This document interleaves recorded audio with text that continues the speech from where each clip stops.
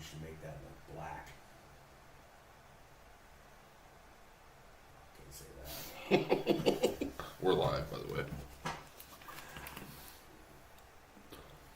On Facebook and shit. All right. Now we're live here. All right. Welcome to the RawDawgers Sportscast Live. I'm Sean Watson. And I'm the shitty engineer. Once again, technical difficulties. And then on top of that, we just learned that the Cavs lost to Orlando. Lost the lead again. Fuck us. Right. You got anything to add to that? It's now, the Cavs started off 2-0 in the series. Then they lost 2 really bad in Orlando on the road. Came back home. Cavs game 5 made it way more fucking interesting than it had to be. Right. And then we just blew the fucking lead in this game. I've kind of given them the excuse of being young, but Orlando's not that tough. No. I mean, we have a core 4. These guys, they can't do it on the road. I have confidence they can win at home game 7, but if that doesn't happen, man, you're going to see some heads start to roll, I think. Oh. Front office, coaching staff. You and I talked, you already talked about it, too. Donovan Mitchell may not even be here next year anyway. I mean, they're going to have, if he's not going to want to stay here, they're going to have to get something back for him. Right. I mean, and they're still in a pretty good position here. I mean, I think, Evan Mobley's only 20 years old. Yeah, it's not a matter of youth. No, I just mean I think he's going to continue to develop, but, Donovan's probably seeing what the Knicks are doing over there. Mm-hmm. But I don't know how that would work with him and Brunson. I don't know if that'd be... Yeah. Because, you already have that guy. Right. Maybe he wants to go to L.A. Where are we losing it on? Where are we losing it on the Cavs' end? I know, Mitchell, speaking of Mitchell, at least in game 3, it's almost like he was so hot in games 1 and 2, and then he hit that New York Knicks fucking wall that we saw last year. Right. Well, and I don't know. Is something the offense, in his head, or I don't know. On the road, the offense is just not what you need. They don't have the real shooters. Donovan's one guy that's been aggressive enough. In game 5, Garland actually came out pretty aggressive, and I think he had 17 in the first quarter. Okay. But you can't. Donovan Mitchell can't win every game for you. No. Especially, they got the 4 seed. So Orlando's not a slouch, but they shouldn't be taking the 7 games. No. I thought it would be a 6-game series, 5 or 6 games. Well, then what did you think when we hopped out 2-0 though? I wasn't thinking we'd sweep, but I thought we may be able to win in 5. Yeah. I figured they'd take one at home, but they cannot play on the road. And when you have to go to Boston, which for some reason it seems like the Cavs match up pretty well with, but playoff basketball is another animal. And if you can't get out of the first round, it doesn't fucking matter. Right. So, yeah. We ran into the New York Knicks. Speaking of the Knicks, I told you earlier, I've really been watching quite a bit of the Knicks-Philly series. Mm-hmm. Really great game last night. The Knicks took care of Philly in 6. On the road in Philadelphia, too. Right. Maxey is an absolute stud.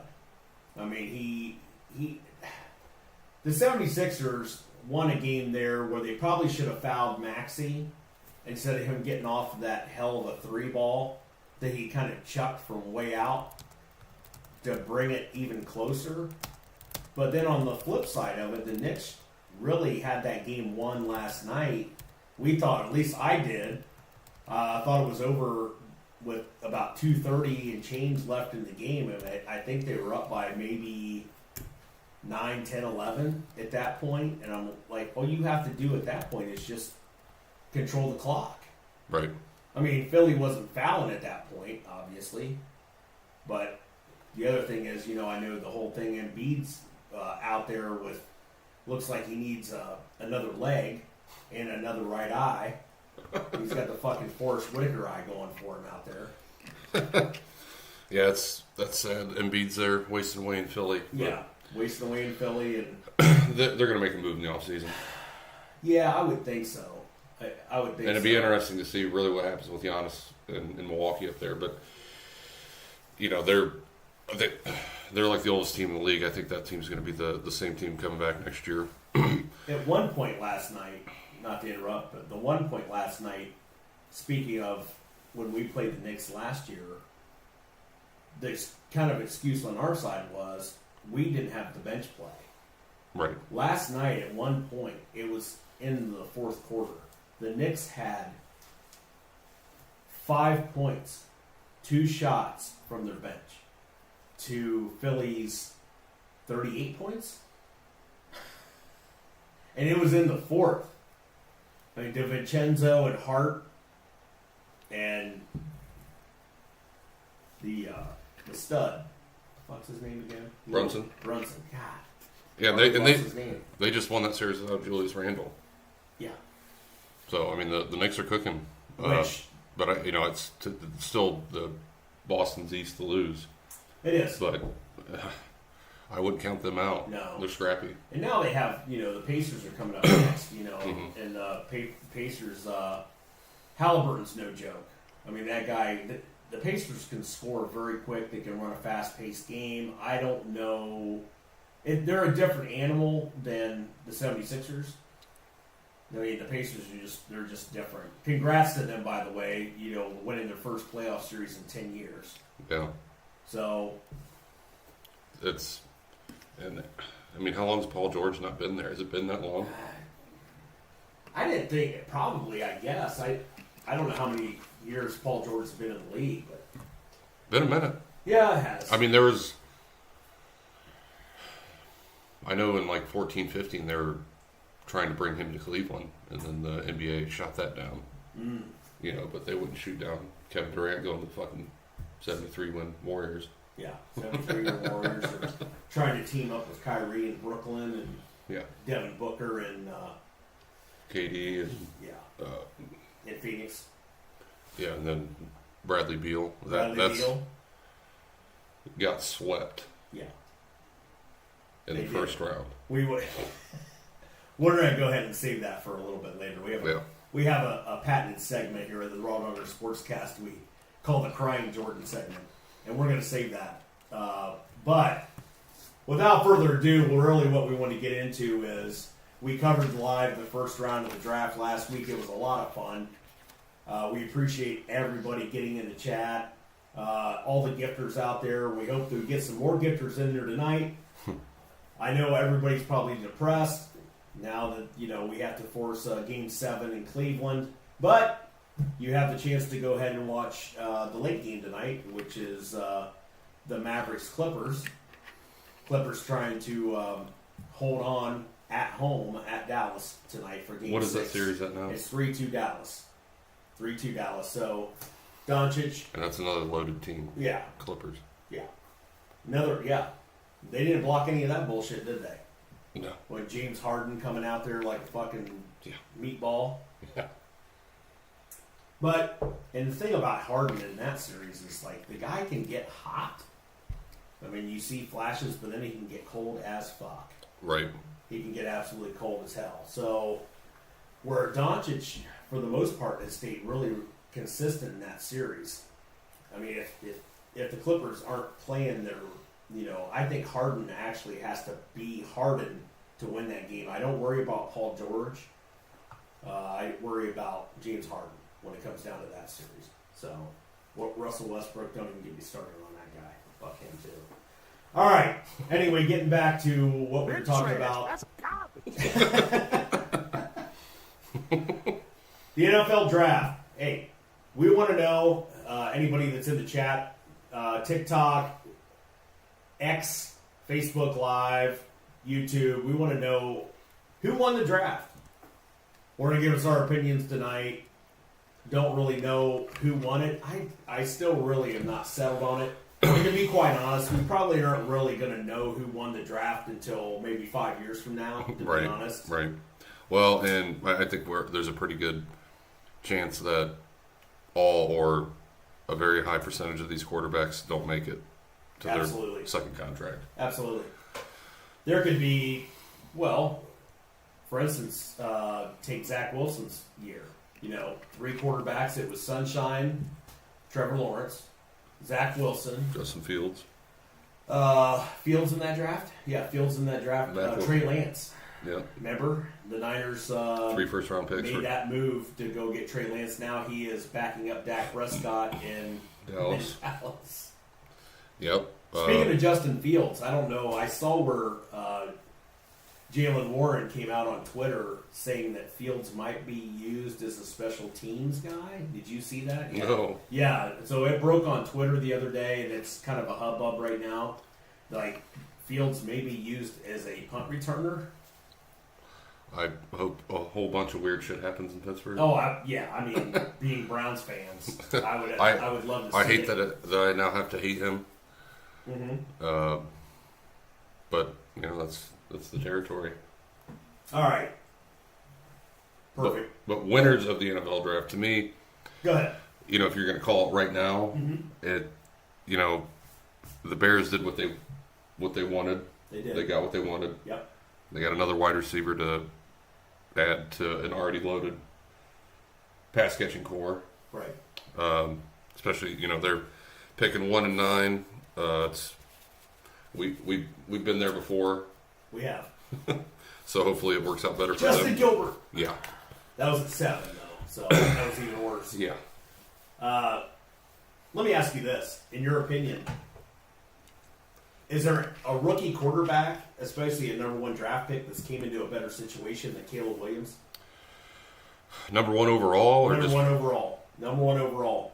I don't know. Give me any rookie quarterback that's come into a better situation. You could say Pat Mahomes because he didn't have to play. Alex Smith was there, and that team was already kind of stacked. All right. But fair enough. Marino back in '84. Yeah. With Duper and Clayton. Yeah.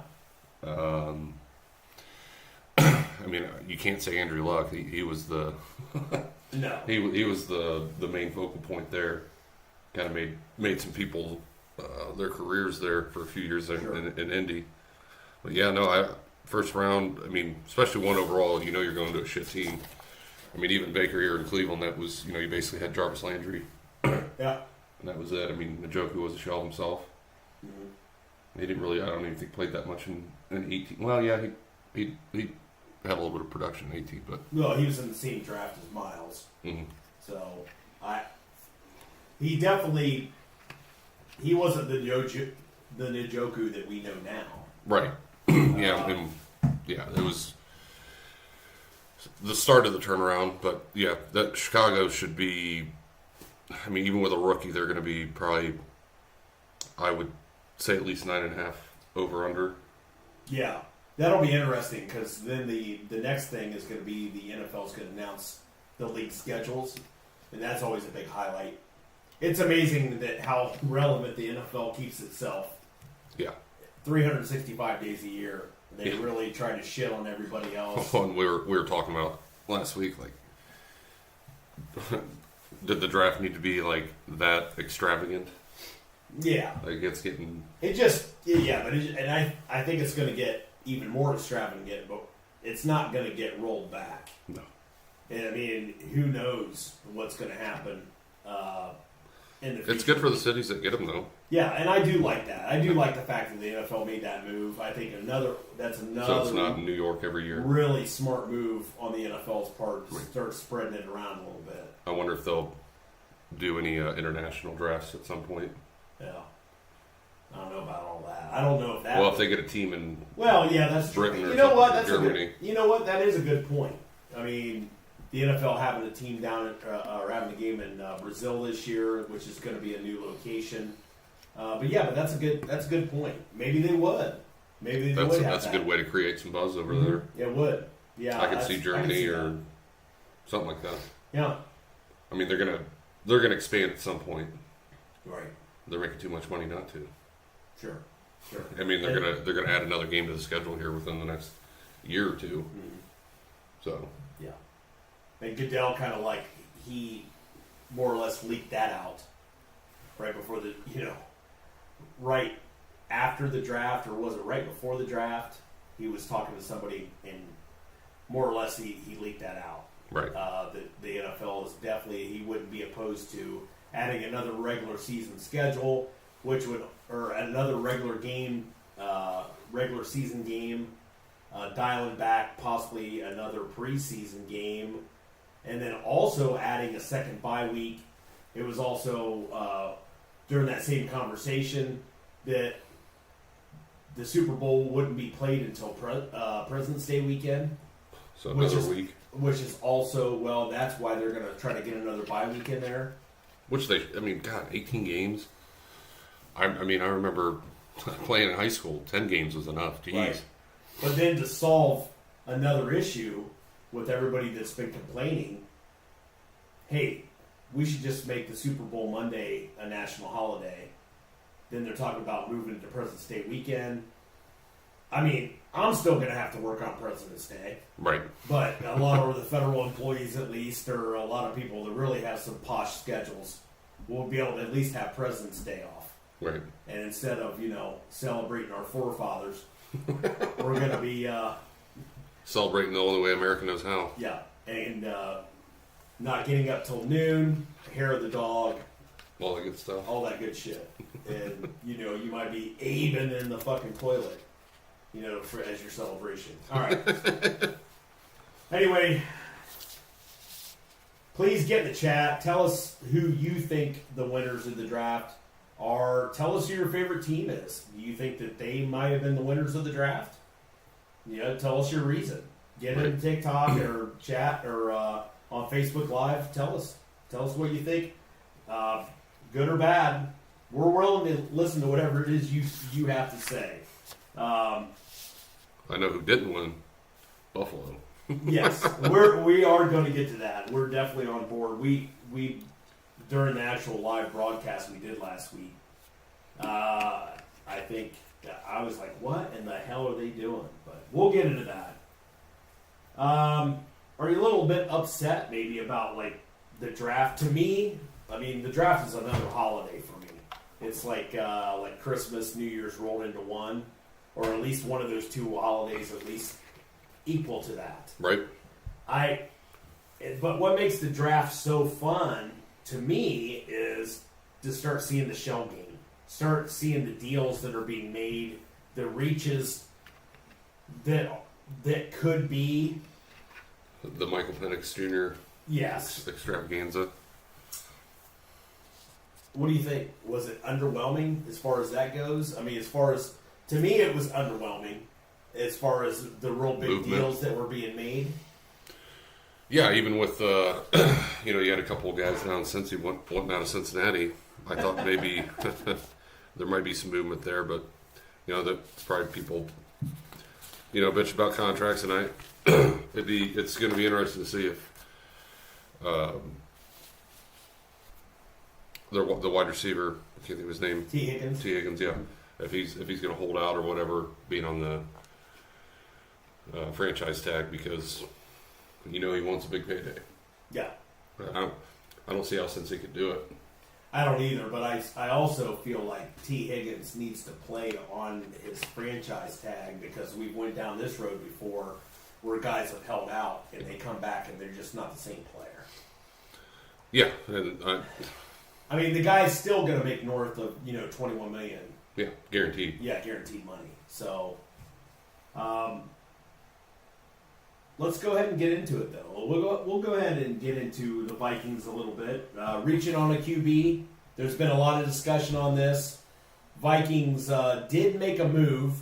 I was wrong about my prediction, which I talked about in the live last week, about Minnesota going and securing that extra first-round draft pick. I thought they were going to parlay those two together and go ahead and move up to an unnecessary spot to still draft J.J. McCarthy. And I just still... They did draft J.J. McCarthy, but they really didn't have to reach for him. No. But They they just did. swapped. They swapped with the Jets. Yeah. So my thing is this: who made that call? Did the Jets somebody call over to the Vikings front office and say, "Listen, we're taking McCarthy. Do you I want would to think so. make a deal?" I mean, something happened. I'm surprised. I'm honestly surprised the Jets. I mean, at this point, A-Rod's not going to play forever. And No. you know how many times Excuse me. they would hope that they're not going to be picking that high next year. Right. Any problem with them taking Michael Penix? I mean, I watched some of Penix. We both watched some of the semifinal game that was against Texas. Michael Penix was like one of the Heisman finalists. He moved up quite a bit to actually make it to that Heisman finalist room in New York. That guy, he's good. I mean, he originally was Indiana. He had injuries actually. I think to one leg, maybe.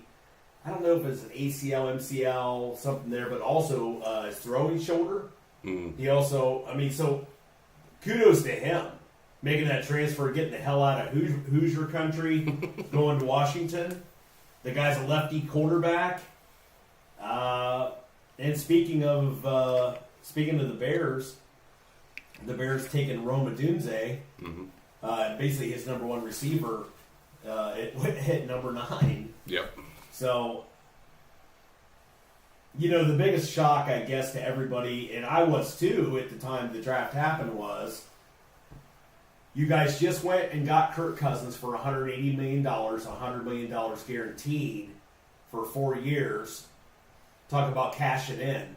Right. Again, Kirk Cousins. Then they go and draft Michael Penix. So there's two schools of thought here, in my opinion. Just like you said, Kirk Cousins is also, I think he's 34 now, but he also came off an Achilles injury last year, basically the same thing Aaron Rodgers suffered. It wasn't talked about nearly as much, I don't think, although they did still piece together a few wins in there with some different quarterbacks. Yeah, I think they ended up 7 wins. They started out 0-4. Yeah. Like that, Yeah. So I just, number one, if you're the Vikings, or I'm sorry, not Vikings. If you're Atlanta Falcons, who drafted Kirk Cousins, I did say Penix. McCarthy went to the Vikings, actually. But Michael Penix going to the Falcons after they just secured that I think it's deal. a good spot for him because he's not going to have to play right away. Yes. And you would probably think after the second year of that contract with Kirk, if they want to move on, they probably could. Sure. And it could be a Aaron Rodgers love scenario, or Brett Favre, Aaron Rodgers, where he doesn't even have to really play until his 4th year or 5th year in the league. Well, and that's the other thing too. So I did have a clip of this. They asked owner Arthur Blank right after the draft, the first round, and he specifically, and I didn't have you download this, but he specifically was talking about Green Bay. And so this is the other school of thought is, and you and I talked about it, are we going to see a renaissance in the way that NFL quarterbacks are handled in the NFL, not getting them out on the field, even the first round guys? Penix was drafted, down there at 7. He wasn't number 1 overall. There was 3 quarterbacks that went ahead of him. But has Green Bay been doing it the right way since Brett Favre to Aaron Rodgers to now Jordan Love? Maybe they are doing it the right way, and we're going to see. Well, we got to see another year, Jordan Love. Jordan Love. Although But he was good last year, boy. I mean, he had that start the year before. We're like, yeah, we don't know what the hell Green Bay's doing. Yeah. We kind of saw this coming, but then last year he kind of hit his own. And I mean, if you're in the position to do that, that's why would you not? That's why I was kind of saying I was a little surprised with the Jets not going for McCarthy or Nix or someone there in the first round. But at the same point, they want to win now, so definitely want to have build as much around A-Rod as you can. But Wilson's now gone. They don't really have a plan for the future there in that room, but. Hey, put all your chips in. Well, and the other thing is going with Atlanta. I think Atlanta kind of had. Maybe I'm over speaking for Atlanta, but Atlanta really kind of has the same problems as the Browns have. It's like no real immediate need. They have playmakers on offense. Mm-hmm. You know, they went through Desmond Ridder. They went through Taylor Heineke.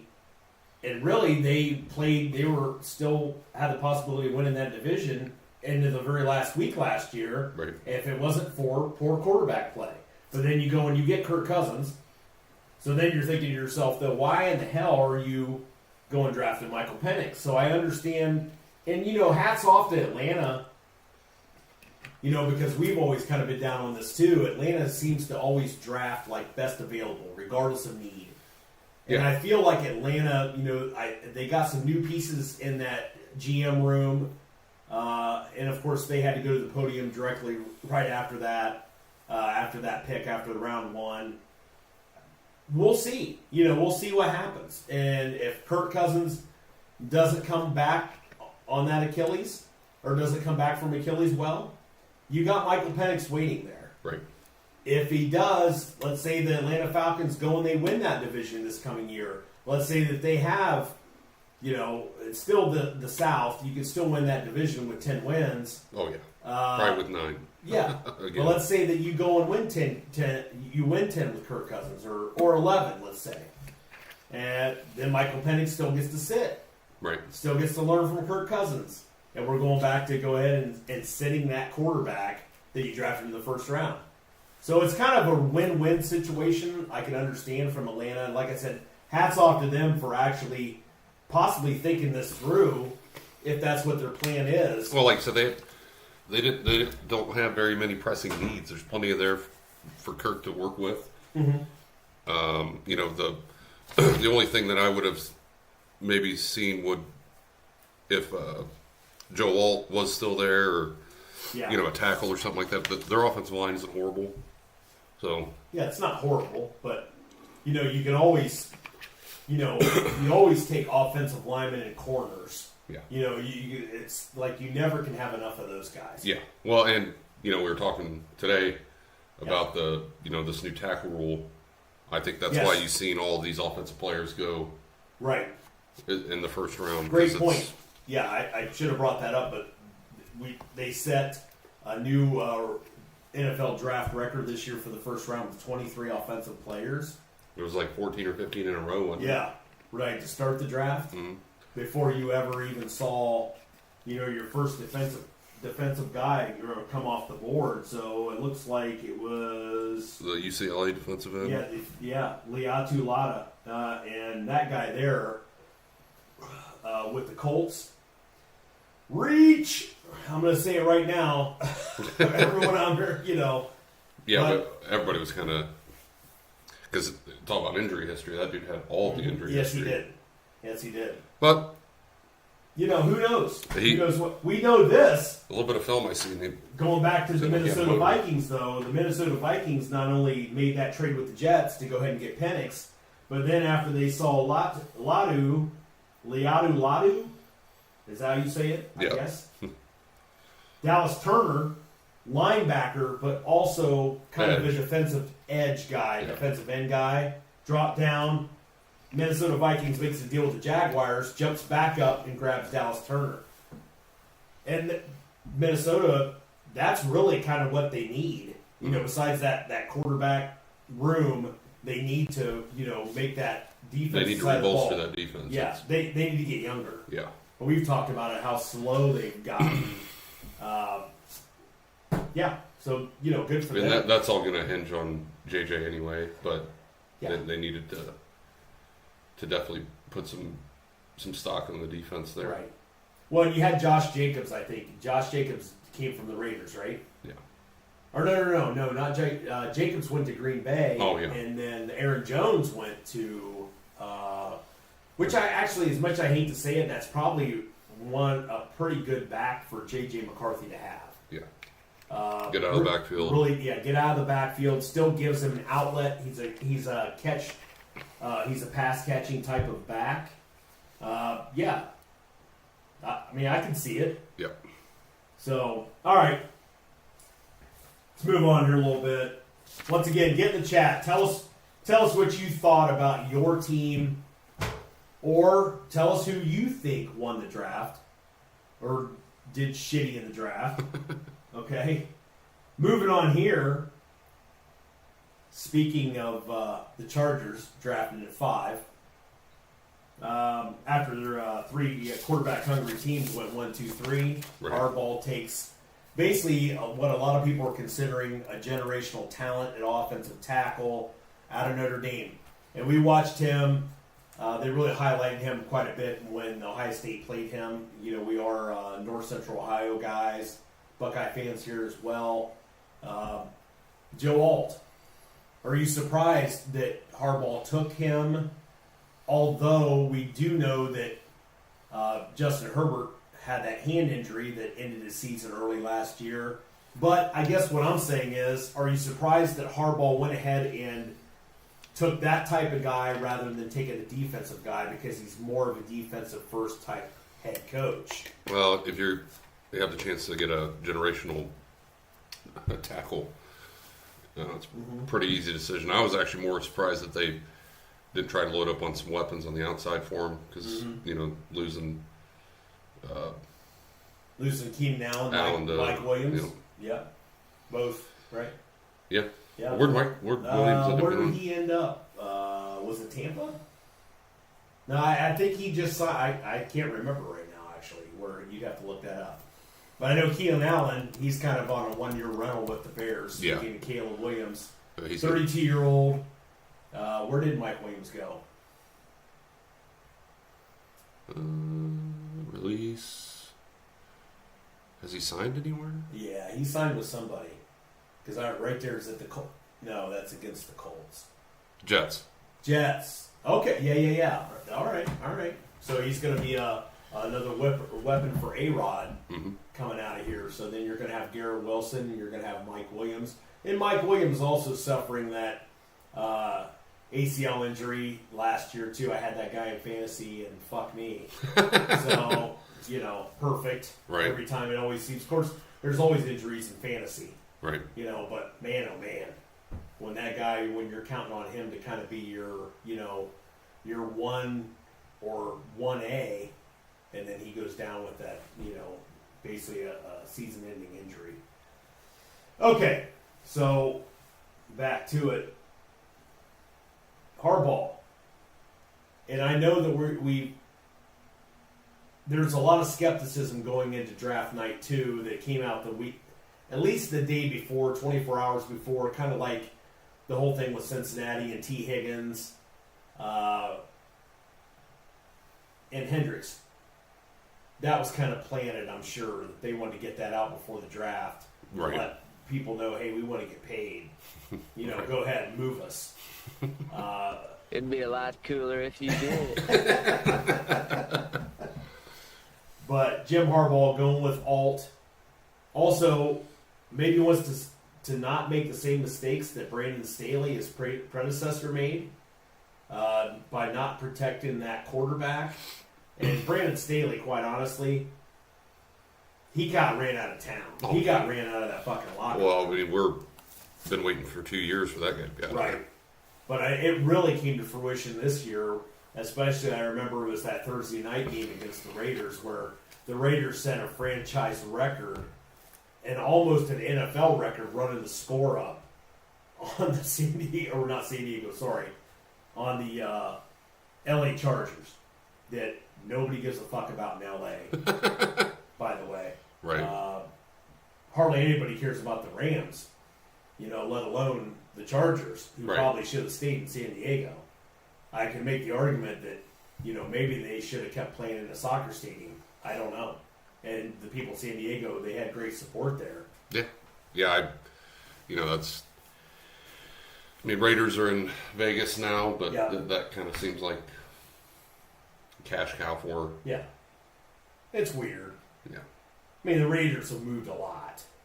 They've moved a lot to, between Oakland to LA, to Oakland, and then back to now to Las Vegas. So one of the teams have moved a lot, as well as the Rams. Yep. The Rams, St. Louis, LA. Yeah. Back to LA. Back and forth, yep. Yeah. So, I don't know. that's just our opinion about the whole situation there. But I just wanted to get your thoughts about what Harbaugh, being that defensive-minded coach. And that defense is aging. They are, and they're expensive. Yeah, I mean, I think they're going to be better this year, but just because Harbaugh's a competent NFL coach. That's the thing. You know, if he feels like he can solidify that defensive room. I saw a snippet today with TJ Hushmanzada on the Cowherd show. It was from the day before when he was talking about Derwin James is the leader of that locker room. Well, in that game last year against the Raiders, they certainly didn't look like leaders at all. Right. They gave up. But, you know, they knew Staley was kind of like a lame duck. They didn't give a fuck about that guy ever again. And I almost feel like that defensive room wanted him to get out. And they wanted to put their stamp on it. Let the Raiders put like 50 points up. Yeah, that's exactly what I'm talking about. Yeah, it was absolutely crazy. So we talked about Atlanta, you know, and the Michael Penix. But here's the one that we both want to bring up, the other elephant in the room that I don't think is being talked about nearly enough. No. What in the holy fuck? And tell us, any Bills Mafia fans, and I know this for a fact, what the fuck were the Bills thinking? And we were doing the live last week. I think you might have went out back for a second. I'm like, holy fuck, and you heard me through the door. Yeah. Why in the holy fuck would the Bills trade up or trade with the Kansas City Chiefs, who needed a wide receiver? Okay, the Bills need a wide receiver after they've lost Stephon Diggs to the Texans. Right. They've lost Gabe Davis now to Jacksonville. Right. Why would you trade with the Chiefs? You know, and normally you don't want to make a trade with somebody inside your division, but when they're like your arch nemesis when it comes to the playoffs. Yeah, especially. And especially when it's they could possibly take. They're taking the need that you also have. Right. I mean, here's the thing: did Andy Reid or hell, who's the guy over there in the front office now? I can't remember. I didn't know it. Anyway, did they like call over and say, "Hey, we promise that we're taking a punter"? And with the first pick, we promise that we're not going to take Xavier Worthy. Well, and unless they have information that we don't, because then even at 32, when they traded with Carolina, again, they traded back out of the first round. Yeah, and they got my guy that I wanted, Xavier Leggett. Both of us, a podcast favorite, and hopefully that guy pans out because we'll get a hell of a lot more followers if he does. Right. Yeah, because Carolina, and I feel bad for Leggett because, you know, he still has Bryce Young throwing him the fucking ball. Yeah, I feel like that's a place to go to die. Yeah, absolutely. I mean, hopefully Leggett. No, of course, now he's going to be a first-round pick. He's going to have the first-year option, or fifth-year option, you know, attached to him, even to pick 32. But yeah, I was in some of these Bills Mafia chats. I mean, they're huge. Like some of these forums and stuff, even on Facebook. These fuckers were jumping off their GMC Safaris. And I don't blame them. They just... I felt bad for them. They're just up the road from us on Lake Erie, and I get it. They did not. And then on top of that, when they traded back out of the first round to start with the first pick of the second round, they actually got their hobbled ass up from smashing the tables off their GMC Safari, jumped in it, and fucking lit it on fire. Buffalo fans, tell us what you think. Of course, first pick of round 2, they took Keon Coleman out of Florida State. Could be great. Yep. Could be great. I just don't. I don't know. He's probably. Is he going to be better than Leggett and I don't Worthy know. I mean, like he was in a higher profile program. Right. You know, really with Travis down there at quarterback before he got injured. I mean, Keon Coleman was very, very high on people's boards. Yeah. Of course, the wide receivers were pretty heavy in this draft anyway. You know, I mean, if they got their guy, they got their guy. But at the same time, it's like, why would you let Kansas City get their guy? What? And then I started thinking about this today as I was mulling things over, and I'm thinking about Buffalo's contract situation, and you have that 5th-year option of a quarterback. What if Buffalo's ultimate plan was not to have to take anybody in the first round because they're worried about that 5th-year option and then having to pay that person, right? Come around. And I just started thinking about that today, and that's a real possibility. But then you also have to think to yourself, if you're Buffalo, obviously Josh Allen's probably still going to be there, barring any injuries. I mean, I get that. But the other dumbass contract that you made is going to be on down the road unless you're feeling that you're going to go ahead and give that guy some kind of Bobby Bonilla contract. Right. So that you can kick that can like 30 years down the road for Von Miller. I don't know, but I did have that thought today that maybe that's what they're thinking. I knew whenever they signed Von Miller to that insane contract. Yeah. I mean, that dude's a Hall of Famer. Oh, absolutely. His prime, definitely one of the best DNs in the game, especially in the last 10, 15 years. But to pay a guy that's 34 years old, what was it, over $100 million guaranteed? Mm-hmm. And he had, 6 tackles last year? Yeah, it was like a 6-year contract. Yeah. He's going to play till he's 40 and be super consistent. Right. I mean, they're just every year they're paying him to sit on the couch in December. Mm-hmm. Absolutely. They're going to have to probably start rationing his snaps. Right. Agreed. If they want him to be there in the playoffs. That's a good point. I mean, because maybe we should track that this coming year. Like, how much money is Von Miller getting per snap? We should break that down. They'll probably just send him out there in passing situations. Yeah. That's what I would do. Okay. But that's a lot of money That's a lot of money for just like third down options. Right. That's a lot of fucking money. And then especially when, I think he was injured the year before too when he first Last 2 years. Last 2 years. But this past year though, when he had 6 tackles. Yeah. And I think somebody did break it down like how much he was getting paid per tackle. It was absolutely insane. Yeah. And everybody's like, yeah, but you got Von Miller. He's the natural leader of that defensive locker room. Okay, great. You're paying that much money for leadership? Why don't you go and pay a fucking coach? Get Frank Clark. Yeah, get Frank Gore. I mean, shit. His son got drafted too, right? I think he did. I can't remember where that was. Where did he go? I can't remember. Was it Seattle? Yeah, I don't know. I didn't know at one point we all thought that maybe Frank Gore was going to try to pull LeBron and get to play in the league at the same time his son did. That would be in football. That's insane. That would be absolutely fucking insane.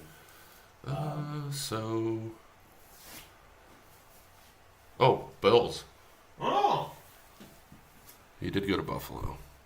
the irony in our smart-ass comment. Right. Well, and apparently, all his measurables and stuff are super comparable to his dad. So Okay. that'll be fun to see. Hell, he looks like his dad. Yeah. Shit. Of course, his dad maybe still looks like him. Frank Gore still looks pretty young. Yeah. And you bring up a year like he was drafted versus now. There's not a lot of change there. No. Black don't crack. Yeah. Yeah. All right.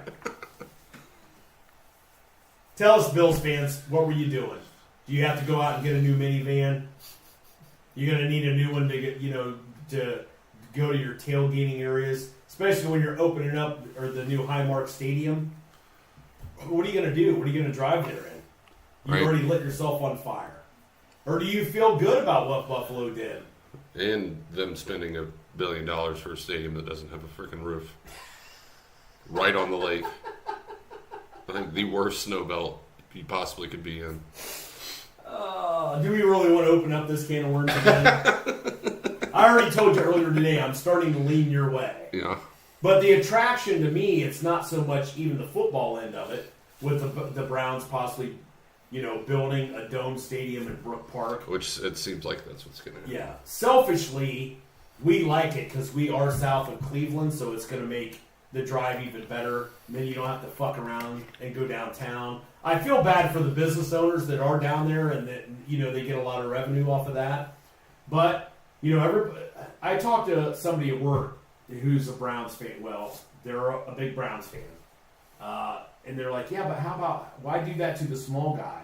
I said, well, listen, I also understand they're like, well, Haslams are, you know, billionaires. I get that. Well, they're paying for half of it. Yeah, they're going to pay for half of it.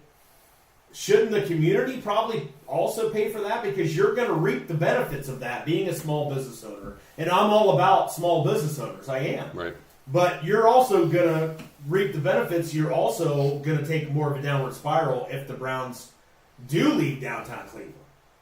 Yeah, but I also think with the Indians and the Cavs being there, people are still going to be in Cleveland if they go to the game. I mean, they are.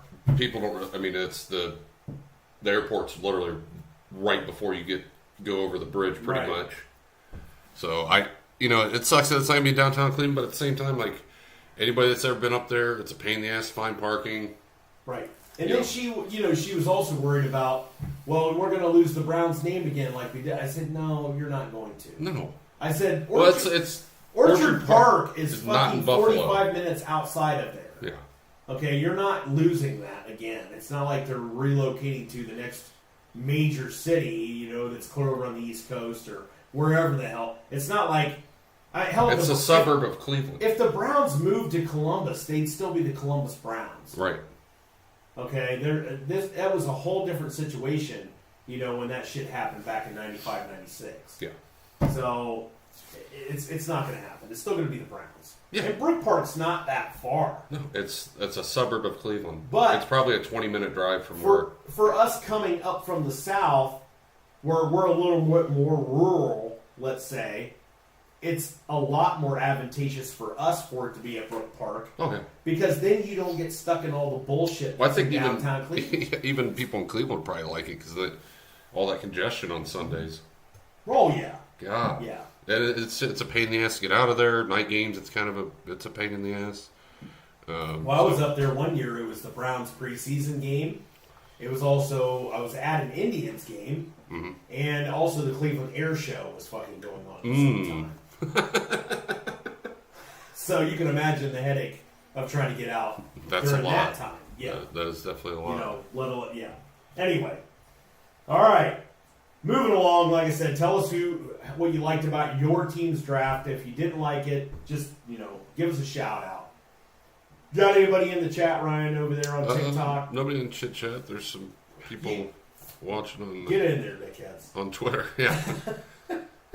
TikTok may not be around much longer. Right. So please get in there.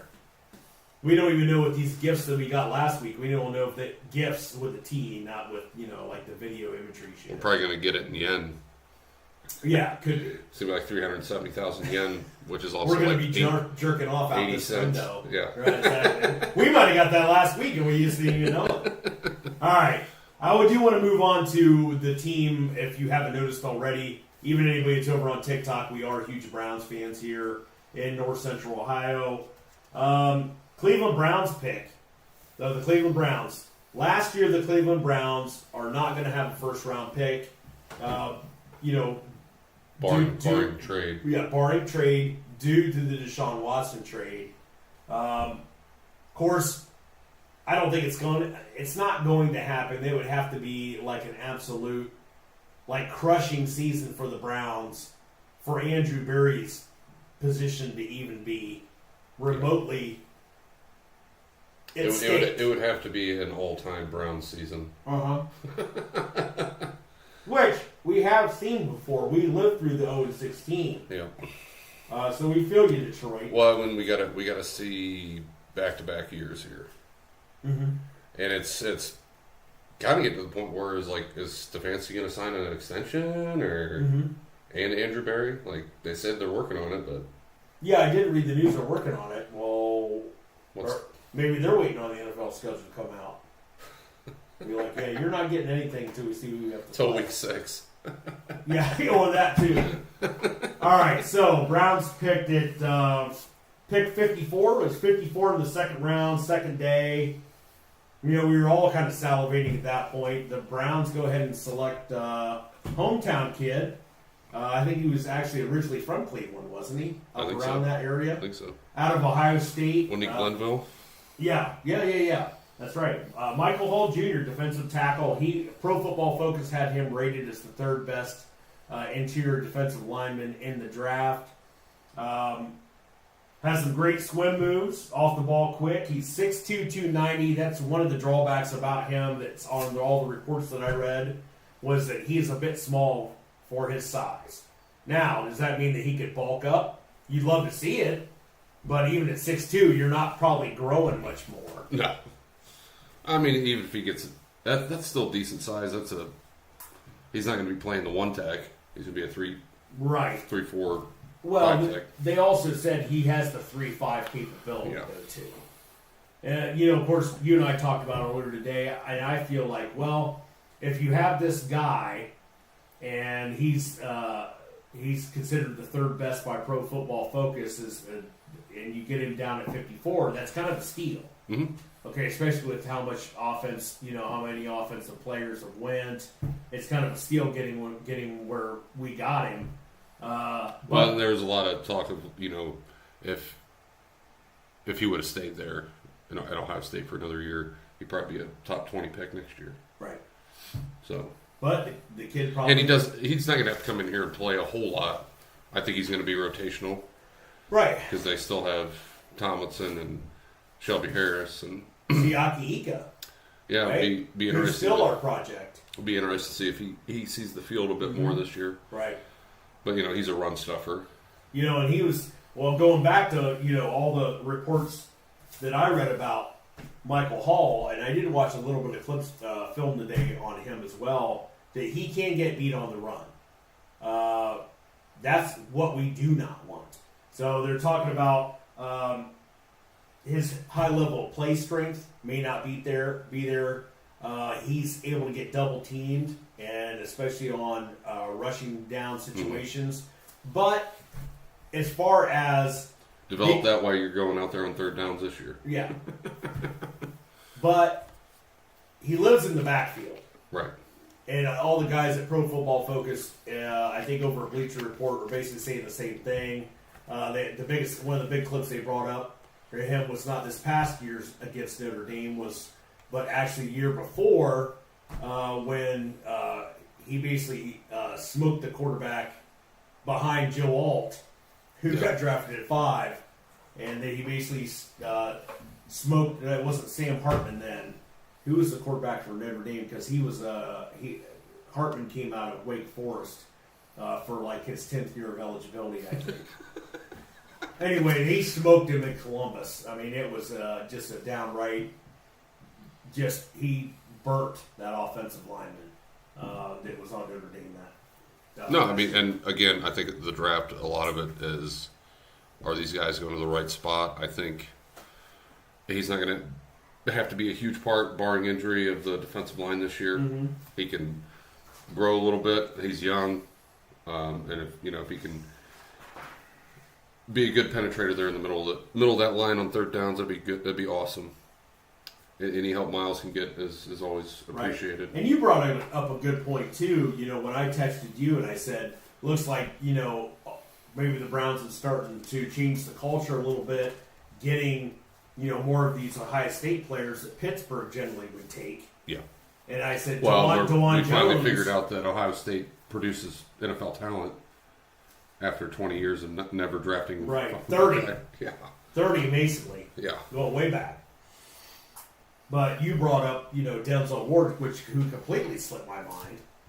But they also were talking to Michael Hall, might be a project like DeJuan Jones, who wouldn't have seen the field barring injury, this past season. But when he was in there, he was amazing. Pro Bowler at least. Yeah, he was amazing, and the guy was the size of the Sherman-Williams building. Right.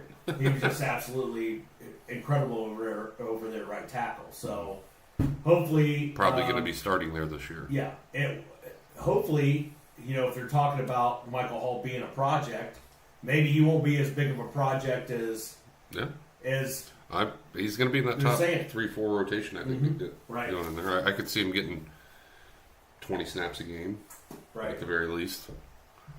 Another guy that here in North Central Ohio we're really familiar with is the Browns' round 3 pick, Zach Zinter, the senior guard out of Michigan. He was the guard that got hurt in the Michigan-Ohio State game. And it's, ironically enough, Michael Hall was part of that play where Michigan's nose tackle actually pushed Michael Hall over into Zinter's leg, breaking his tibia and fibula. Read a story today out of Akron Beacon Journal talking about the guys who were once arch enemies at Michigan and Ohio State are now on the Browns together in the respective second and third round picks. Yeah. What do you think? I'm always like when we're picking guys out of the Big Ten or the SEC, especially for linemen. Yeah, I like it a lot. Big Ten. Yeah, linemen definitely. Yeah, especially on the offensive line. Yeah. But yeah, the defensive line. Yeah, I hate to admit it, but yeah, SEC outside of probably Ohio State. Yeah. In there, Michigan probably too. Last couple of years, but ain't gonna be that not, like no, that this year. It's not going to be like that this year. So, Zach Zinter, really, I listened to what he was talking about. A couple clips I listened to him. He's very, very excited to get going. All the players have already picked, the new rookies have already picked all their new numbers. Michael Hall staying with 51, I guess. Mm-hmm. Zinter's 70. 70, is it 70 he's sticking with? Okay. Yep. Zinter, and I think one of the big things, come to find out, this guy had tons of accolades. And if it wasn't for the fact he's All-American. And if it wasn't for the fact that he had that devastating injury and, basically making him miss the last 2.5 games or close to 3 games of the season on the way to their farce of a national title, the guy was probably going to go maybe in the first round. And I think everybody, and when I was reading the scouting reports about him, very good use of hands and pass protection and run blocking. One of the biggest very small weaknesses here, though, recovering from a broken tibia and fibula suffered in November. I mean, that's huge. I mean, don't get me wrong. But if that, you basically have 3 weaknesses versus 5 or 6 high quality in. And if that player, he's young enough, and that he can get back to form. Antonio's not getting any younger. Mm-hmm. You'd hope that Teller's got another 3 or 4 years on him, but I think as we see the next couple of drafts, the next couple of years in Cleveland, you're going to see more and more offensive linemen to roll over to the next group of guys. But hopefully Joe plays for another 5 years. But sure. Who knows? He plays through injuries every year. I mean, that's got to catch up to you at some point. Sure it does. Moving along here to another weaknesses for Zinter on his scouting report. He has average athletic ability. He also struggles with quicker defenders moving across his face. So when you're using stunts on defense, because he has that lack of athletic ability, he sometimes struggles. Right. That's basically what I got out of that. Hopefully he doesn't have to play this year, and he can learn. And it does suck that Bill Callahan's not there anymore, coaching up that line room. But you would hope his understudies there learned enough, right? From Bill there while he was there. We all get that he wanted to go coach with his son. Mm-hmm. All right, round 5, the Browns take. We did some film study on this guy a couple months back, way before the draft. Jamari Thrash, senior wide receiver out of Louisville. He was actually a 5th-year senior there. He played his first 4 years from Georgia State, not Georgia Tech. He played, Georgia State. Explosive athlete who can surge into space, off-speed releases with long strider bursts. Although he is a rather small wide receiver, is an elite-sized threat, doesn't have great mass or strength at the catch point. Doesn't have elite one-step explosiveness, works better with runways to gear up. So he's not going to be like an early-on Odell Beckham type, if that's what everybody's thinking. Like the guy's going to get a quick slant and be off to the races. He's going to have to work to get himself into space. And some of the stuff I saw with Jamari Thrash, of course, everything looks good when you're putting on a highlight reel for a guy. Right. You generally don't see bad shit. When guys are trying to elevate themselves in the draft. But another thing is 5th round pick. That's kind of where he landed on Pro Football Focus. That's where he was going to get drafted. I mean, what do you think about it? I mean, if the guy can catch better than I know he doesn't have Schwartz speed, but hopefully he doesn't have Schwartz hands either. Well, and I like that they're taking a shot at wide receiver again. We don't know yet with Tillman. Mm-hmm. Hopefully his second year's better than his first. Seemed like Bell was kind of turning the corner at the end of the year. Mm-hmm. He did. But yeah, no, from the tape we watched, it seems like you can trust the guy to catch the ball a lot more than a guy like Schwartz. But yeah, just keep adding to that room. You can never have too many weapons out there. So well, and some of the where he was graded even higher was his splits. His splits, he was graded when you're talking about 40-yard dash. His splits were really good. So he may not have that breakaway speed, but if he can have shifty speed, which is sometimes more important. Yeah. Because everybody in the league's fast. Yeah, they are. So weaknesses, subpar movement skills. I'm sorry. That was for the next guy, actually. Sorry about that. Moving on to round 6. Nathaniel Watson, linebacker out of Mississippi State. Are you shocked it took the Browns to the 6th round to go and try to get another linebacker? We talked about this. We talked about Junior Colson, another Michigan guy possibly coming out, who ended up going to Chargers, by the way, to be with Harbaugh. I just think, seems like the last couple of years everyone's bitching about the linebacker room.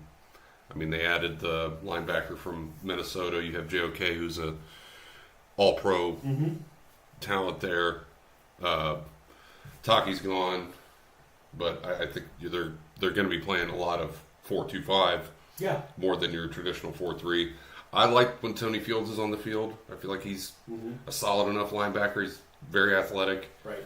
And the best part of our defense is that front 7. Right. Because who else did we lose out of there, too? It wasn't just Taki. It was Walker. That's right. But we didn't see the field hardly anyway. Yeah, he could stay healthy. And that's really kind of been our curse at the linebacker position. Health. It's health, yeah.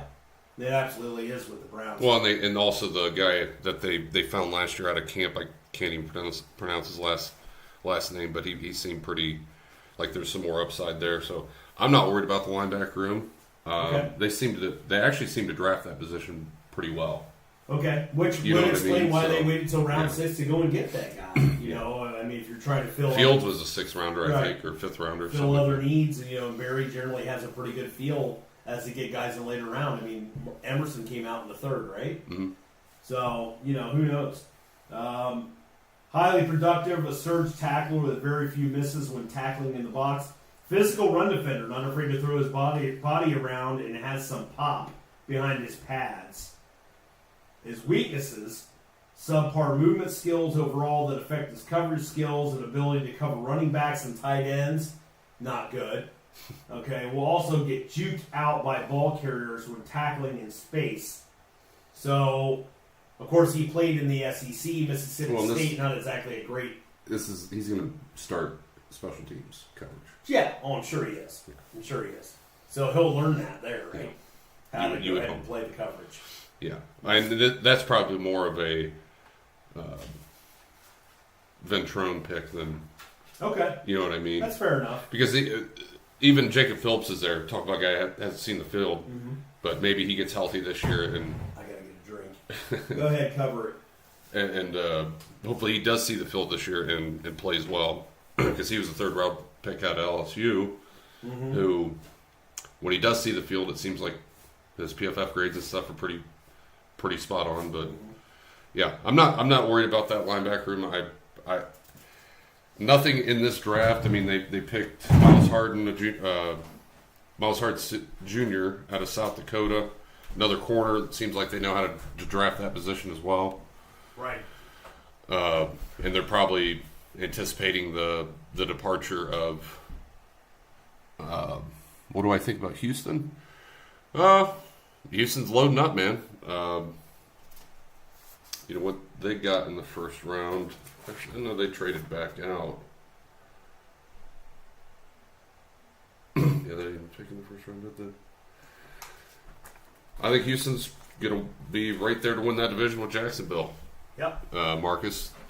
Got somebody in the chat asking about Houston. Yep. Houston. They traded out of the first round completely, didn't they? Did they? I have to go back to my notes here. I think. Did they have a pick in the first? I know that one Minnesota. Yeah, I think they did because they had that trade with Minnesota that was a couple weeks before the draft. Marcus, tell us how you feel about Houston's what they've done in the offseason. Tell us what as far as further down the draft. Any fear of a sophomore slump? Yeah, a great point, and we talked about that too. And I love CJ, and I have no ill will against the Texans. So again, I think it's going to be them and Jacksonville, and Indianapolis is always a pain in the ass. They're always right there. We don't know how Anthony's going to come back. And I have zero faith in Callahan there in Tennessee. Yeah, at least this year. Mm-hmm. I agree with that. Yeah, well, with Callahan Jr. Yeah, even though you got senior backing him up, probably going to have a pretty decent offensive line. Another year with Levis there. I think he's going to be all right for them, but what they have on defense, I don't like. Yeah. And obviously it's quarterback league. It's going to depend on what Levis does there, but you guys compared to the other teams, they did pick up Tony Pollard, Tennessee. They got him away from Dallas. Then he has to fill the role of Derrick Henry, right? Who now is. Well, it'll be interesting to see how that offense operates with the Callahan there, how they want to run that, if it's going to be the same kind of play action style offense they've been running since Henry's been there, right? Or are they going to let Will Levis just fling it? Who knows? I mean, the guy's got Levis has a hell of an arm. It's never that. It was always in the SEC, number one. I mean, he played for Kentucky. He also led the SEC in interceptions, turnovers. Yeah. So the guy, he's got a cannon, and it's not a matter of that. It's just, can he? Got some weapons there too. I mean, Hopkins is getting older, but we'll see. We'll see how they do. Didn't they get a tight end in the first round? I know they didn't get Bowers, but they took offensive tackle okay. J.C. Latham. Second offensive tackle off the board behind Joe Alt. Yeah. So, I don't know. Tell us what you feel about Houston. I think Houston, avoid the sophomore slump is definitely something that we believe in. Now, hopefully it doesn't happen. Well, we are C.J. Stroud. I think Stroud's he'll figure it out if he hits a rough patch in his second season. But I also think they're going to be playing a first place schedule now. Yeah. So that's always also. Tell us how you feel about the rookie from last year, Tank Dell, and the whole Florida shooting situation that no one's talking about. Yeah, it's kind of got buried. Right. Tell us what you think about that. I mean, obviously you still have Nico Collins. They signed Schultz to an off-season contract, pretty nice-sized contract. They went ahead and got the other gunslinger from Cincinnati. And then is that offensive line? Joe Mixon. Is the offensive line going to be any better? Well, I don't know. Apparently they think it's enough. I mean, they still have Tunsil, right? Yeah. Over at left tackle, who's still a really, really great tackle. As far as the other, I don't know. I don't know. I don't know what they're going to. Who knows? I mean, right now, on paper, they should be the favorites. Houston should be the favorites in that division. It wouldn't surprise me that they are the Las Vegas favorites.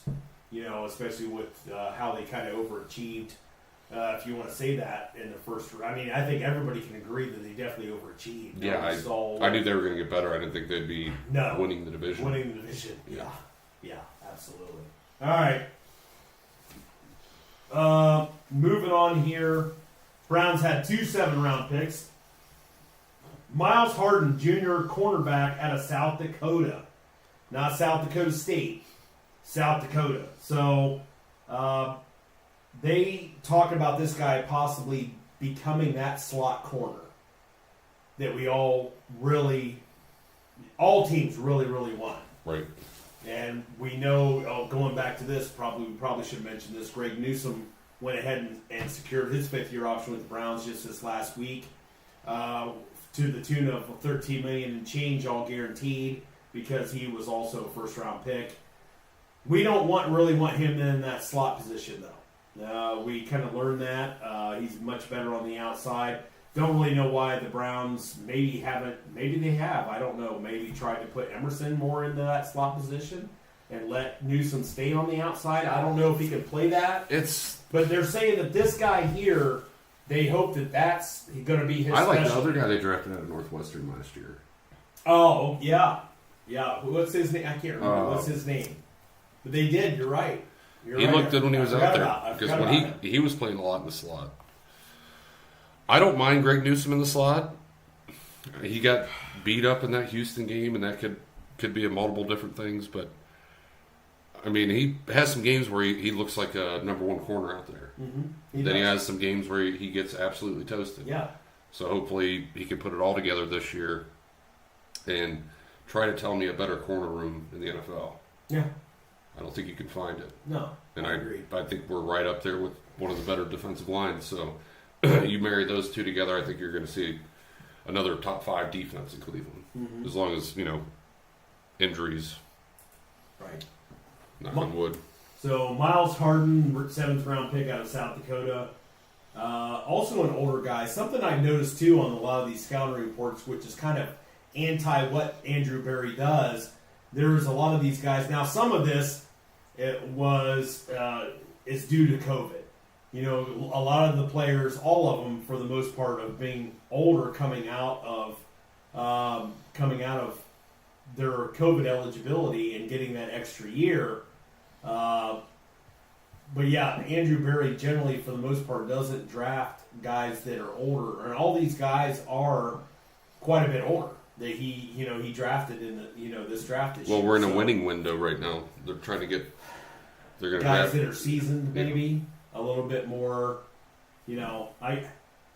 Going back to the COVID window, though, another thing about Zach Zinter that I read about was he basically, as a freshman, he took over that offensive guard position 4 years, never let go of it again, and he came back for his senior year to try to win a national title.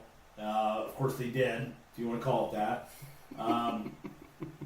So, yeah, All-American there. Nobody knows. Nobody knows what's in the heads of any of these guys. There's also something we see in the NFL draft. And you also have the NFL supplemental draft. You also have NFL... Do they have the supplemental draft? I haven't seen them have that yet. I think the last year they did that was Josh Gordon's year, wasn't it? Yes. Okay. Or I shouldn't say yet. I haven't seen them have that in a while. Yeah. But the other one... What is... They just choose when they're going to have a supplemental draft? I don't know how exactly that works. Like, if there's so many teams that... I don't know. I'd have to Google that exactly to find out exactly how that works. But the other point I was really trying to make was the undrafted free agent market, where you'll also see a lot of players go and get those type of players, and sometimes they end up being just absolute studs. Right. Guys that, have that chip on their shoulder. They know that they have to work harder than the next guy. You got to look at the undrafted free agents too that sign. Yeah, that's what I was talking. Yeah, that's what I was talking about. So. Yeah. Sorry. No, that's all right. That's different all right. things going on up here. That's okay. Anyway, Miles Harden, junior cornerback out of South Dakota, able to play in multiple schemes. He has the awareness and vision to play in zone coverage, combined with the lateral movement skills and short area quickness to get into the hip pocket from press. So that sounds like a slot corner guy to me. On the negative side, he lacks on-ball production due to below-average hands to capitalize on his opportunities. So, who knows?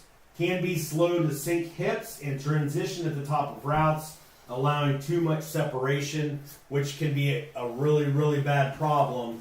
But we're not, from everything I'm reading, they're not expecting him to play on the outside as much either. Well, and it's a 7th-round draft pick. Exactly. He's probably going to play a lot special teams. Mm-hmm. Now, corners, you're probably going to see the field a little bit in every game because there's a lot of rotations going on. Correct. And, the way the league spreads it out now, you're probably going to have 4 corners out there at all times. So, sure. Or most of the time. Right. All right. Here's a guy that I was really talking to you about. And I saw this guy on the Cleveland Browns app. But round 7, last pick of the draft for the Browns, Juwan Jones, senior defensive tackle out of Cincinnati. He grew up right outside of Cincinnati. I think he was a family of 5. He is smart, too. And he has an absolute killer voice, from what I understand. He majored in physics with a minor in music at the University of Cincinnati and graduated. Wow. So the guy's got it upstairs, but the guy is an absolute behemoth. I should have brought a picture of this. Actually, it's over on our Facebook page. I did add it to, I believe I did. No, maybe I didn't. I was trying to kind of add some multiple pictures in there. I didn't quite get it worked out in time. Yeah, he's big. You were telling me about him. He's a big dude. Yeah, he is fucking built. And so, once again, though, what I like about this, and once again, you're going back to, I know it's a 7th round pick, but the guy's got it upstairs, which means that if he does have to be practice squad this year. If he doesn't have, if he has weaknesses, he definitely has what takes upstairs majoring in physics. Especially, maybe he can use some of that physics shit on the fucking football field. You know what I'm saying? Whatever. I don't know. So, posted good testing numbers at the Big 12 Pro Day. He did not get invited to the Combine, come to find out. But apparently the Browns made a pilgrimage to the Big 12 Pro Day. In Cincinnati, the University of Cincinnati had their own Pro Day. Looked really good there. The guy's just an absolute side of beef. And he's like, when you talk about the guy that we drafted last year out of Baylor, Siaki Ika, this guy is not like him. He's not like a Samoan monster. This guy he's got a lot of weight to him, but it's the way that his weight's built around him. Like, he's still relatively quick and trim in the middle, but he's just, his arms look like our thighs. Right. The guy just keeps getting bigger and bigger and bigger. He'll probably be in the WWE if he doesn't make it in the NFL. And he can continue to juice. Perfect. So, moving on from that, let's get on, and we want to talk a little bit of NBA playoffs. And we hit on at the beginning of the pod a little bit. Sure. All right. Cavs, like I said, to recap, the Cavs now forced Game 7 against Orlando. I did talk about, what I felt was a really great series, even though it ended last night with the Knicks and 76ers. NBA, of course, everybody is really waiting for the playoffs to start. Let's be honest. Yeah, it's just like baseball. 82-game schedule. The NFL will always be king because every game matters. It matters more. Yep. Just like I texted you earlier today, it's the only league right now where they're talking about adding more games. But you made a great point too. There's not nearly as many games, and rightfully there shouldn't be. It's a lot more. Yeah. It's a lot more physical, especially when you're talking about in the trenches. Yeah, and yeah. it's definitely going to be a point of interest in the next CBA. Oh, absolutely.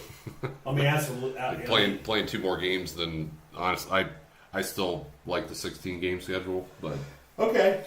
It is nice, football, more football is more football. Well, I was still kind of in disagreement with you, I think, in Painter on this was, I still feel like the college football playoffs probably should have just stayed at 8 and not went to 12. Because I feel like the 12 starts watering it down a little bit. I feel the same way, though, about the NCAA basketball tournament. I feel like a team of 64, which is 68 if you consider the first play-in games.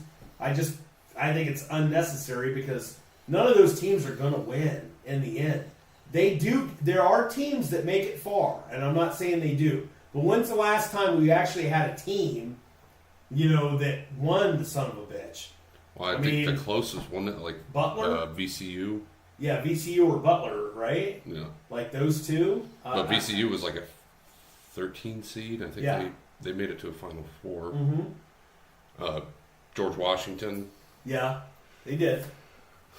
It's hard to win a basketball national championship. You have to rattle off. You have to rattle off 7 straight over a fucking 3-week span to even have a chance. And I get that. But I just felt like the college football playoff. Although I guess there's only. To me, I think with 12, there's no this team should be in, this team should be out. Mm-hmm. Basically, once you get to that point in the year, there's like 6 teams that honestly we all think should be in that Final Four. Right. And they're going to make more money off of this, but I think to me, you're not have to worry about that anymore. And you'll have some of these smaller schools that, like, if Hawaii goes 13-0, right, they'll have a chance. Whether they deserve it or not, they'll have a chance. They'll have a chance, right? Or UCF from a few years ago, right? It was bitching that we should be co-national champions. We had fucking 12 wins. Okay, what the fuck ever. Or Liberty, South Florida Bulldogs. Yeah. Well, you know what? Liberty got their shit pushed in against Oregon and Bo Nix. Yeah. Like fucking 44-3. So let's just pump the fuck. Well, but still very impressive that they jumped up a division and went 12-0. True. All right. Getting off the shit here a little bit though. We're supposed to be talking about talking about the playoffs, the NBA. I don't know if I really didn't talk about it. Have you been watching much at all? I've been watching more like West Coast games just for the simple fact that I have 2 young kids and I have to put them to bed. My wife, bless her heart, gets them up in the morning because I can barely get myself up in the morning if I drink or not. But yeah, I generally have been watching a lot of West Coast games, so I watched, and even during the regular season, my Doe and Tune went on. I'm watching Lakers games. I'm watching Nuggets games. I'm watching, I'm really kind of tuned in on the Mavericks and Clippers games, especially the games that are played in LA. Yeah. So just for the simple fact of logistics, it's a West Coast game, and that's what's on when I get done. Right. Just like tonight, the Mavs Clippers game is, and I actually have watched kind of a good bit of that series too, but probably not nearly as much as the Knicks Sixers. So, you watch much at all? I haven't really been able to watch. I've watched highlights and stuff during games. I don't really have the ability to. Well, I think I have a Hulu thing that I can watch, but okay. I was going to say, when's Game 7? Is that Monday? I haven't looked at that for the Cavs, you mean? Yeah. I don't know because that will be in Cleveland, so I haven't looked yet as to when that is going to happen. So that would be... It kind of shocked me. So here, in all honesty, this kind of blew my mind. So the Pacers finished their series off last night against the Bucks. Okay. Yeah. They also played 2 nights previous or before last night, the same night as the Cavs did. The Cavs and the Magic played on one day later than the Pacers Bucks. I don't know if it's because Cleveland's quite a bit further to Orlando rather than Indiana and Milwaukee. Right. I don't know if that's really what came to the whole account. I would venture to say it has more to do with how the NBA wants to schedule to keep things more relevant. I don't know. And I'm not saying it would have made a difference in this game tonight. Right. But, yeah, let me look that up real quick, though. So maybe we live stream the game. Oh, okay. That'd be fine. I'd do It'd be that. fun. Any Cavs fans in here? Yeah, probably not. Not after the shit show that we just endured here. Right. Let's see. And if you are watching, if you could Donovan Mitchell like and with 50 points tonight. Forced Game 7. Magic survived Mitchell's 50 points. Jesus. Great.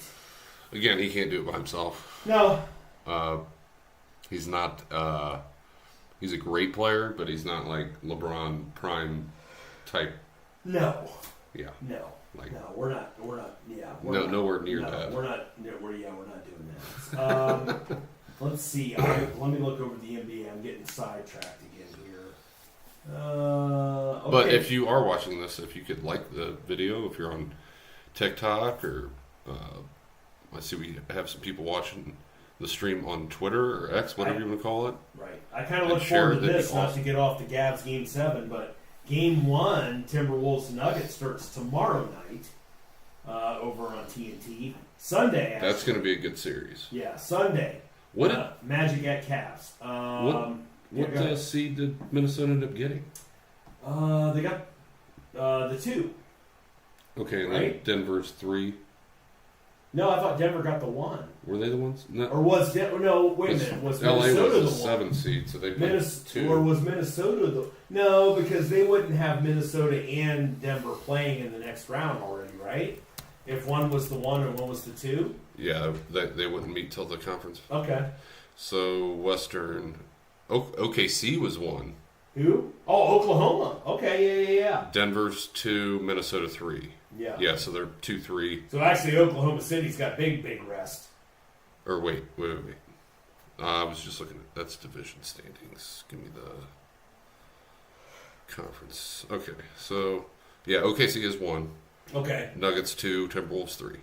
Okay. So yep, Timberwolves, Nuggets, Thunder play winner the Mavs Clippers series. Okay. Yep. I forgot about OKC and Shea Alexander Gregorius. Well, that doesn't make sense. I know the winner of this series goes and plays Boston over in the East. Yeah.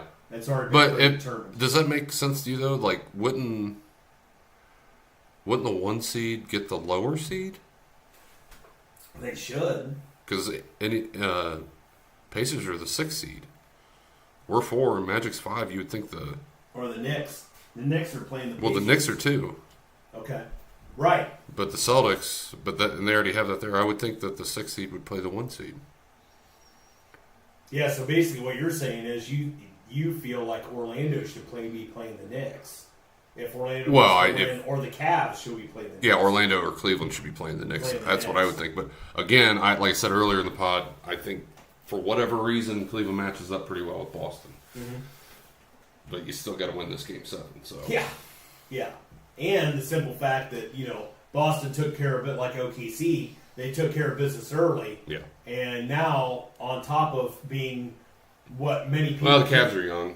I'm not really worried about... Yeah, but what many people consider, the best chance to knock off Jokic and, Denver, they get even more rest now. Right.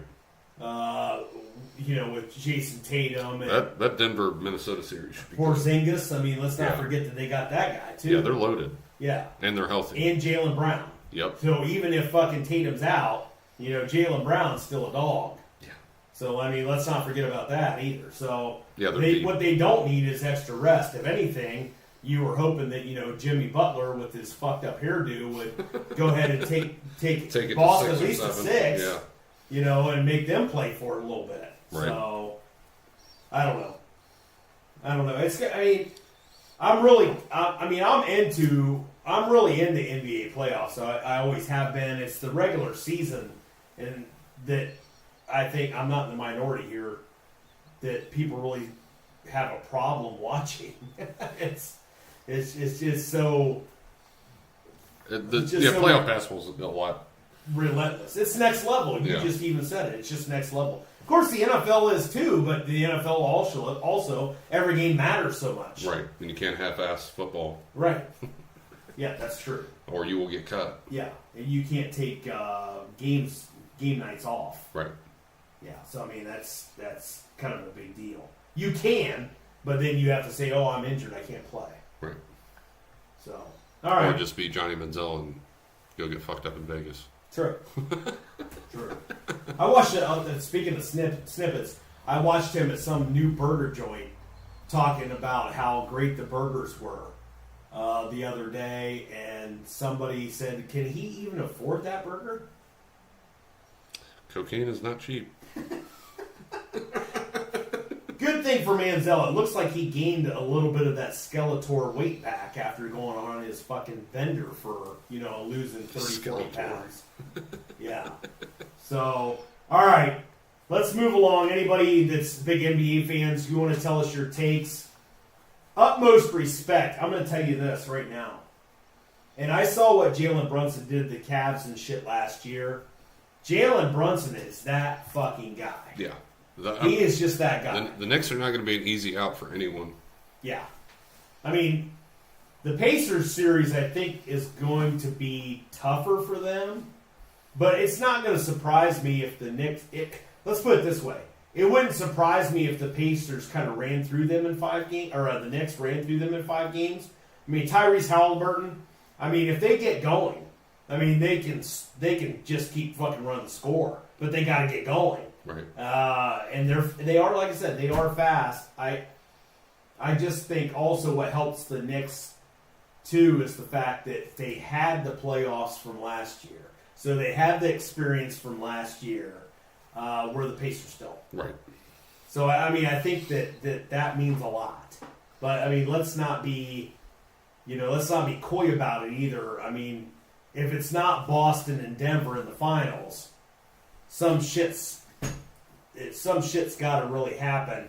Do I think it's possible that the Knicks could upset Boston? Yeah, I do. Because I've really been watching that team. I think that they could give Boston fucking problems. This is the best Knicks team since Patrick Ewing days. Oh, yeah. They're already talking. Jalen Brunson's already set, Knicks records on scoring. He's their all-time leading scorer now. Yeah. I couldn't believe it when Carmelo Anthony. Fuck that guy. Well, didn't he only play in, one playoff series the whole time he was I there? think so. He's sidelined there with Spike Lee, I think, though. Yeah. You can't tell the difference between the two. Because, he's a fucking idiot. All right. Let's move along here, though. Let's get into our Crying Jordan segment. I want to give a shout-out right now. Anybody that's on TikTok right now, or in any of our chats for that matter, get over and watch this segment alone. This is our patented segment. Crying Jordans aren't original to us. We have made some originals, but they're not exclusive to us. But we're the first podcast that we know of that have really used backstories and everything. Right. And really taken the best of the best Crying Jordans, in our opinion, and put them out there. Even if they aren't Crying Jordans per se, they still kind of have that in the segment. Right. And you're going to see one tonight. But go ahead. You want me to go ahead and start off? Yeah. All right. I'm going to go ahead and I've been waiting for this. And the simple fact that the Milwaukee Bucks, they go and they fire their coach mid-season. They pick up Doc Rivers. I've been waiting for them to fucking choke. And there you go. The Bucks getting the Crying Jordan. That one there is. We did not make that. Shout out Photoshops by Brent. Yeah, great. That one never ever gets old. The attention to detail it's so good. The blending. That's perfect. I can't believe that Buck's still on 4 legs right now. Well, especially after the shit that we saw. Now, I know Greek Freak, Antetokounmpo, and Damian Lillard were both out for the majority of the series.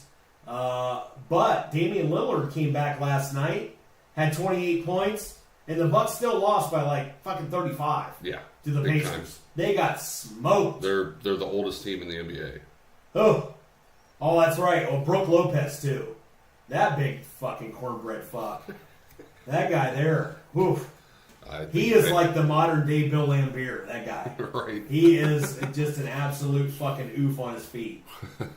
So, go ahead, Ryan. You got one? Yes. So the big three get swept, and swept.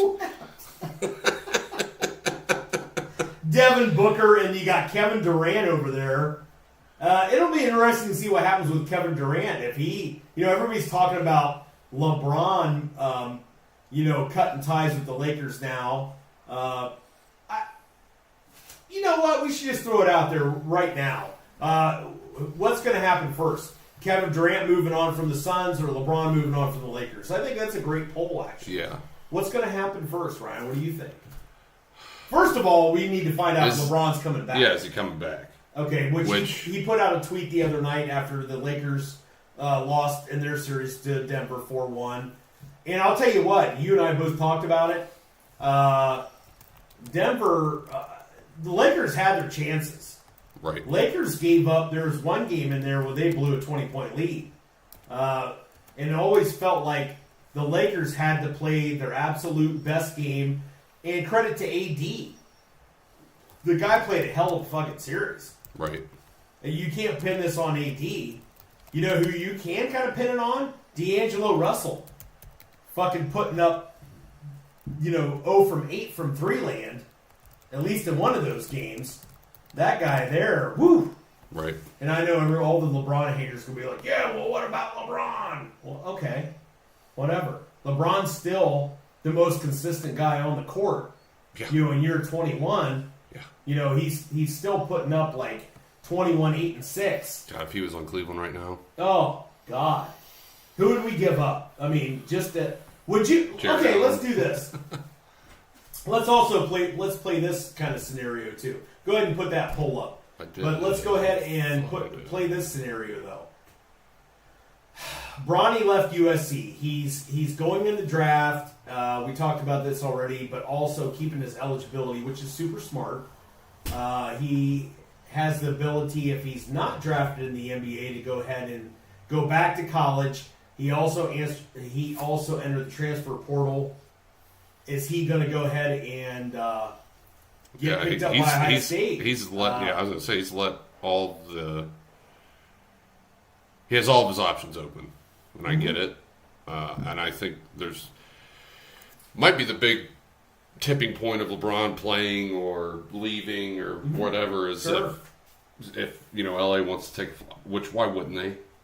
Right. Because LA's still. They won 47 games. Yeah. It's not like no way, shape, or form am I saying Bronny is, because I know we're going to get hate on that. No. That Bronny's LeBron. No. I'm not saying that at all. He didn't prove himself at USC. Okay, but yeah, he would probably get like 5 minutes a game. Yeah, but I absolutely agree with what you're saying. Is would a team be willing to go ahead and draft Bronny just to get LeBron to their fucking franchise? Fuck yeah, they're gonna do that. Detroit. Yeah, it's good. Yeah, it's gonna be any team. Well, I think LeBron. Oh God, that would be hilarious, wouldn't it? Yeah, I don't think that. I mean, they got to be pretty desperate at this point. That's gonna happen. That's not gonna happen. I don't think. I mean, are they really? I mean, they're gonna get what? They're gonna get the number one, right? And then Charlotte. I would say second round. It's a lottery pick. Yeah. Well, they're definitely. Yeah, I don't. But nobody's using a lottery pick on Bronny, right? That'd be pretty dumb. It would, but it is Detroit. It is Detroit. But. And not saying he couldn't develop into a good NBA player. A good NBA player. Right. Okay. Well, it was that's probably a ceiling. Year removed from literally having his heart stop. Like, I'm sure that probably didn't help. It'll be interesting. I still think he would be better served to stick another year in college. Mm-hmm. But if he's going to go play with his dad, I think obviously he's going to get the best training Yeah, you could would think possibly that get. training's probably happening now. Well, you're saying if he gets drafted to a team. Yeah. I mean, and we all know this. LeBron has a soft spot for Ohio State. Mm-hmm. And if he didn't go and forego and go in the draft, which was an absolutely smart move, he probably would have ended up at Ohio State. Because it's probably the closest big name school that he probably would have went to. I mean, he's not going to Akron Zips. No. Okay. God. He's not going to Cleveland State Vikings. It would have Let's been. be honest. It would have been fun to see him play in college. It would have. But it could be super fun to see Bronny play. I mean, Ohio State's kind of at least Ohio State basketball. They think they might have turned the corner with this, and we saw with Ohio State basketball they kind of really came on the second part of the season after the other coach got fired. It'd be great. It would be great to see him. It would be great to see him there. It'd be great to see next winter. It'd be great to see LeBron courtside, in Columbus, cheering on Bronny. You want to talk about an extravaganza? Well, and it's like, what if Bron just decides to retire, take a year, watch him play at Ohio State, and then when he gets drafted, Come back. That's a great point. I didn't think about that possibility. The dude's played a shit ton of basketball. Oh, yeah. God. Oh. Like, if anybody deserves a year off. Yeah. And it's not like LeBron's not going to stay in peak shape. No. The guy spends $1 million a year on his body anyway. How do you think he's playing in year 21? But that's a great point. I didn't really think about that. That could be the plan all along. I don't know. Something else that hopefully you don't care about me throwing this out there, but you and I talked about it earlier today. So the Indiana Fever and newly drafted acquisition #1 draft pick Caitlin Clark played the first preseason game tonight. So Ryan and I we were talking back and forth. Where does the Indiana Fever play? And they actually play the same arena that the Pacers play. We thought it was going to be a college arena. Apparently, she had I saw on ESPN, she had a hell of a night. Of course, it's a preseason game. So Ryan and I have talked, and we kicked this idea around too. That, Indiana's just right next door to us. Let us know. We need a hell of a lot more gifters. That's what I'm saying. We're going to put this shit on your back to get over there. If you want us to see us go to an Indiana Fever game, you need to go ahead and gift us some shit like right now, and maybe we can make it happen. Yeah, we'll get to see all the 300 people tailgating. Right. So I was pulling it up as I was talking to Ryan today. I've never been more locked in, and I hate to say this. I feel like less of a man, for lack of a better term, locked in on actually watching a WNBA game. But Caitlin Clark, and here's what I want to bring up too. Caitlin Clark, I want to see her. The first game that I went to was the Indiana Fever versus Chicago Sky, who drafted Angel Reese from LSU, and also Camila Cardoza, what most people feel are the next best two players at 2 and 3.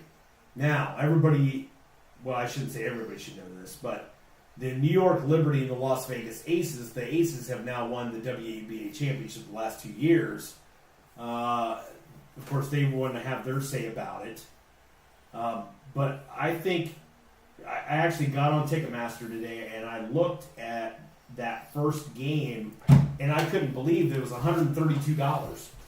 Yeah, we were talking about that. Yeah, to go, and we're like, now these are, and here's the really big part to me. Those are verified resale tickets, which means that somebody had the nerve to go and buy up all those tickets, thinking they're going to get their money back, which they probably will, plus some. Oh, yeah. So we went ahead and then also looked at what the first game there, I believe it's going to be against the Connecticut Sun over in Indiana. I think it's May 14th. It's going to be $7, which is more our speed, by the way. we're like, yeah, we can hang out there. But really what we were talking about doing possibly is taking the RawDawgers Sportscast on the road. We want to go ahead and set up outside the arena. We don't want to spend a night in jail in Indiana anywhere. So if you could actually even gift us a little bit more in case we have to pay, bail or, court costs or whatever it takes. Because if we set up, we want to go ahead and set up a booth somewhere outside, and we want to just have questions for their supposed large fan base as to somewhere along the lines of, hey, outside of Caitlin Clark or Angel Reese or Carmela Cardoza, who is your favorite NBA player? Can you name at least 4 teams in the WNBA? Can you name the starting lineup?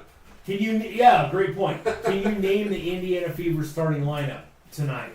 We'll give away some free koozies or something. Absolutely, but the footage would be absolutely fucking incredible. Oh, yeah. It would be worth it. And I even told Ryan, I said, we don't even need to go to the actual game. We just want to go up and set up somewhere, and it's going to be May 14th, and then they play the New York Liberty, I believe, at a home game on June 1st, right around there. That's the game that we couldn't believe was $137 for the cheapest ticket. Right. $137, $7. It's we don't need to actually go into the arena. We just want to go ahead and set up outside, and we want to go ahead and question people, kind of like on the street, like David Letterman used to do on his late night, and ask people stupid-ass questions. Right. We want to do a RawDawgers version of that. If you'd like to see that, get in the chat. Go ahead and drop us a DM, whatever. Let us know what if you'd like to see us do that, and if you'd like to go ahead and gift us, we wouldn't hate it. No, and if you could share this as well. Oh yeah, absolutely. We would love that. We'll probably put a post up on this, maybe see if we can. Yeah, that would be. Maybe we could kind of get some excitement rolling about that. Maybe we could come up with a list of some of the questions. Mm-hmm. We could take questions from the audience and say, hey, what do you want us to ask all these huge WNBA fans that we're about to encounter over in Indianapolis? Yep. Or outside of Indianapolis somewhere. It's where the Pacers play. I already talked about that. Yeah. So, anyway, anything else that you want to add? I don't think so, sir. Okay. I think please just go subscribe to us on YouTube, on X, formerly known as Twitter, Facebook, and of course on TikTok. We love everybody. We appreciate everybody tuning in for our 4-hour-long litany last Thursday night for the NFL draft. I had a hell of a time. Yeah. I mean, 9, regardless if I'm on live or not, I always love watching that. So, right. Love all the pushback, whatever. All right, anything else? Nope. All right, RawDawgers out. RawDawgers out. Oh.